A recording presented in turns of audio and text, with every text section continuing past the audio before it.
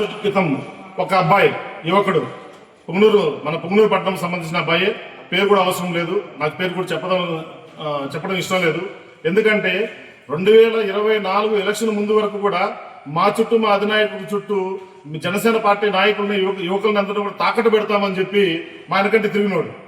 ఆ అబ్బాయి ఈరోజు ఏకంగా మా పార్టీ అధ్యక్షుడు బోడే రామచంద్ర యాదవ్ గురించి సింగిల్ ఓట్లో మాట్లాడటము, ఆయన అసలు రాజకీయాల్లో ఆయన చూసే ఉంటారు మీరు అందరూ కూడా. వీడియో గురించి మాట్లాడడం నాకు ఎక్కువ ఇష్టం లేదు. అయ్యా బాబు, గుర్తుపెట్టుకో, ఎగ్జాక్ట్ గా ఇంకొక 20 రోజుల్లో ఎలక్షన్స్ జరుగుతున్నప్పుడు కూడా అనే సమయంలో కూడా నువ్వు వచ్చి మా అధినాయకుడి దగ్గర నువ్వు డబ్బులు తీసుకోవాలదా? ఎగ్జాంపుల్ ఒకటే చెప్తున్నాను నీకు. నన్ను ఎన్నిసార్లు కలిసావు అన్నా, మేమంతా కలిసి పని చేస్తామని చెప్పింది అని. మా అధినాయకుడు గారు రామచంద్ర యాదవ్ గారిని ఎన్నిసార్లు కలిసావు, ఇంటి చుట్టూ ఎన్నిసార్లు తిరిగావు, ఇవన్నీ కూడా పెడితే నీకు ఇప్పుడు ఏదో పార్టీలో అధికారంలో ఉన్నావు కానీ అక్కడేదో ఇంతో అంత ఏదో ఒక 10 పైసా అంత నీకు ఏదో మర్యాద ఇస్తున్నారు, అది కూడా పోగొట్టుకోకూడదని నీ గురించి ఎక్కువ మాట్లాడదలుచుకోలేదు. ఇవన్నీ కూడా నెక్స్ట్ నువ్వు మళ్ళీ ఏమైనా మాట్లాడావంటే అవన్నీ కూడా బయట పెడతాం. అప్పుడు నీకు ఉంచుకున్నది పోతుంది, ఉన్నది పోతుంది అన్నట్టు నీ పరిస్థితి ఉంటుంది. జాగ్రత్త, ఒళ్ళు దగ్గర పెట్టుకొని ఇంక ముందుకు ఎప్పుడు కూడా రామచంద్ర యాదవ్ గురించి మాట్లాడేటప్పుడు ఒళ్ళు దగ్గర పెట్టుకొని మాట్లాడాలని డైరెక్ట్ గా వార్నింగ్ ఇస్తున్నాం. నెక్స్ట్ సోమల మండలానికి సంబంధించినటువంటి శ్రీనివాసుల నాయుడు గారు. శ్రీనివాసుల నాయుడు నిన్ను గారున్నది కూడా మాకు సిగ్గుచేటుగా ఉంది.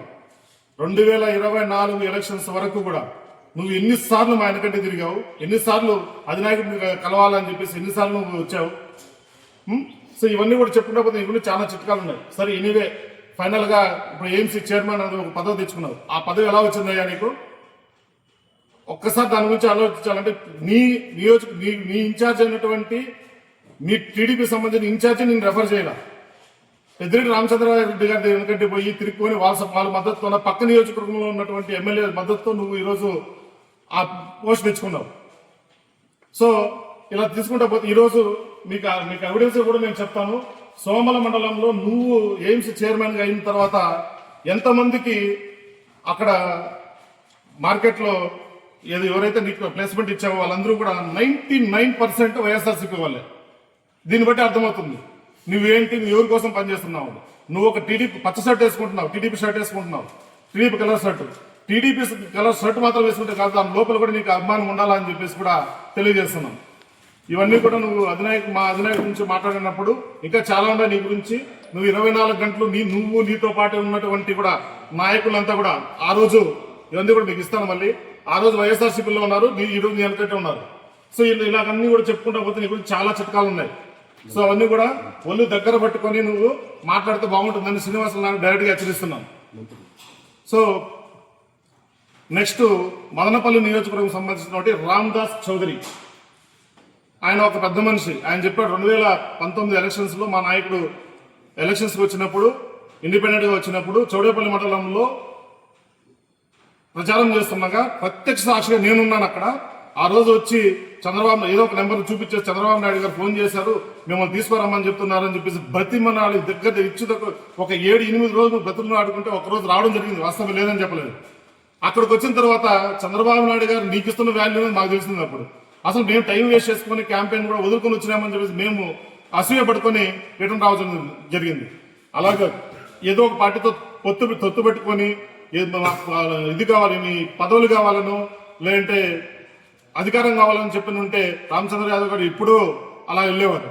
సో నువ్వు ఇవన్నీ కూడా రామచంద్ర యాదవ్ గురించి మాట్లాడేటప్పుడు వదిలేసి నువ్వు మదనపల్లి నియోజకవర్గంలో ఏం జరుగుతుందని చూడు.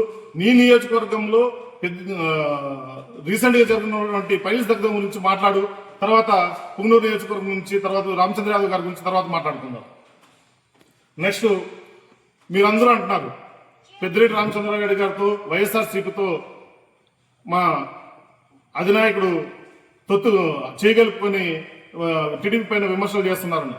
మీరు ఎవరైనా కూడా కానీ రండి, మనకు దగ్గరలో ఉన్నటువంటి ఎంతో ప్రసిద్ధి ఉన్నటువంటి క్షేత్రం కాణిపాకంలో మేము రెడీగా ఉన్నాం. మా పార్టీ అధినాయకుడు కావచ్చు, మా పార్టీ నాయకులు కావచ్చు, మీలాగా లోలోపకార ఒప్పందాలతో మేము లేము. క్లియర్ కట్ గా చెప్తున్నాం. మేము ప్రమాణం చేసడానికి సిద్ధంగా ఉన్నాం. మీరు ఆరోపణలు చేయడం కాదు, ఏదో ఒక చోట మూలలో కూర్చొని ఆరోపణ చేయడం కాదు, ప్రత్యక్షంగా రండి. సమాజం అందరి మధ్యలోన మేము ప్రమాణం చేసేందుకు సిద్ధంగా ఉన్నామని చెప్పేసి మీకు అందరికీ కూడా సవాల్ చేస్తున్నాను. నెక్స్ట్, పవన్ కళ్యాణ్ గారి గురించి మాట్లాడారు అని ఒకరు, లోకేష్ బాబు గురించి మాట్లాడారని ఒకరు, చంద్రబాబు నాయుడు గురించి మాట్లాడారని ఒకరు, జగన్మోహన్ రెడ్డి గురించి మాట్లాడని ఎవరికి ఇష్టం వచ్చినట్టు వాళ్ళు మాట్లాడుకుంటారు. వాళ్ళతో వీళ్ళతో అందరికీ ఒకటే చెప్తున్నా, క్లియర్ గా చెప్తున్నాం. ఏ రోజు కూడా కానీ రామచంద్ర యాదవ్ గారు వ్యక్తిగతంగా ఎవరిని కూడా ఎక్కడ కూడా కానీ విమర్శించలేదు. గత ప్రభుత్వంలో కూడా వైఎస్ఆర్ సిపి గవర్నమెంట్ లో ఉన్నప్పుడు జగన్మోహన్ రెడ్డి గారి పైన కానీ, ఇక్కడ ఉన్న లోకల్ ఎమ్మెల్యే పెద్దిరెడ్డి రామచంద్రారెడ్డి గారి పైన కానీ ఎప్పుడు విమర్శలు చేసినా కూడా కానీ వ్యక్తిగతంగా ఎవరిపైన విమర్శలు చేయలేదు. మీరు కావాలంటే చూసుకోవచ్చు. అక్కడ చేస్తున్న ప్రజా సమస్యల పైన పోరాడుతున్నాం. నిత్యం ప్రజా సమస్య ఎక్కడుంటుందో వాటిపైన పోరాడుతున్నారు తప్ప ఏ రోజు కూడా కానీ ఎవరిని కూడా కానీ వ్యక్తిగతంగా మాట్లాడలేదు. మీరు ఎక్కడన్నా చూసుకోవచ్చు. మన పవన్ కళ్యాణ్ గారి గురించి మాట్లాడారు, పవన్ కళ్యాణ్ గారి గురించి ఏ రోజు కూడా కానీ ఎక్కడ కూడా మాట్లాడలేదు. ఏమని మాట్లాడారు? మీరు 15 సంవత్సరాలు టీడీపీ చంద్రబాబు నాయుడు ముఖ్యమంత్రిగా ఉండాలని మీరు అన్నారు. మిమ్మల్ని నమ్ముకొని వచ్చినటువంటి మీ క్యాడర్, గ్రౌండ్ లెవెల్లో ఒరిజినల్ క్యాడర్, ఒరిజినల్ జన సైనికులు బాధపడుతున్నారని చెప్పారే తప్ప ఈ రామదాస్ చౌదరి లాంటి తొత్తుగా వచ్చినటువంటి టీడీపీ నుంచి ఊసరు వెళ్ళాగా కలర్ మార్చుకుని వచ్చినటువంటి నాయకులకి వీటి గురించి తెలియదు. ఎవరైతే హార్డ్ వర్క్ గా జనసేన పార్టీ ప్రజల్లోకి తీసుకెళ్లాలని హార్డ్ వర్క్ గా పనిచేస్తున్నారో వాళ్ళకైతే ఖచ్చితంగా అనిపిస్తుంది. ఇది మన దూరం వెళ్ళిన మన పొంగనూరు నియోజకవర్గంలో చూసుకుంటే ఏ కార్యక్రమం చేసినా కూటమి ప్రభుత్వం వీళ్ళు పట్టించుకోవట్లేదు. వాస్తవంగా చెప్పండి పట్టించుకుంటుందని. సో వాళ్ళ పాటికి వీళ్ళు నిన్న ఆవిర్భావం చేశారు. ఆవిర్భావం రోజు కూడా కానీ ఎక్కడ కూడా కూటమి ప్రభుత్వం అందరూ కూడా కలిసి ఎక్కడ చేయలేదు. చేసిన దాఖలాలు మనం అందరూ కూడా చూస్తూనే ఉన్నాం. వీటి బట్టే తెలుస్తుంది ఎక్కడ ఇదవుతుంది. ఆ విషయము చెప్పారే తప్ప ఇలా మిమ్మల్ని నమ్ముకున్న క్యాడర్ బాధపడుతున్నారని చెప్పేసి పవన్ కళ్యాణ్ గారి, జగన్మోహన్ రెడ్డి గారిని కానీ ఎవరిని కూడా వ్యక్తిగతంగా మాట్లాడలేదు. తర్వాత మనం ఒక సామాన్య రైతు బిడ్డ మారుమూల ప్రాంతంలో పల్లెలో పుట్టినటువంటి బోడే రామచంద్ర యాదవ్ గారు రాజకీయంగా కూడా ఇంకా అంత పూర్తి స్థాయిలో ఎదగకుండా ఉన్నప్పుడే ఆయనవి మిలియన్లో ఉన్నాయి. అది ఆయన స్టేజ్. మీరు ఏదో మాట్లాడుతున్నారు, వార్డు మెంబర్ గా వెళ్ళలేదు, అది వార్డు మెంబర్ గా పోటీ చేసేంత స్తోమతి కాదు అయింది.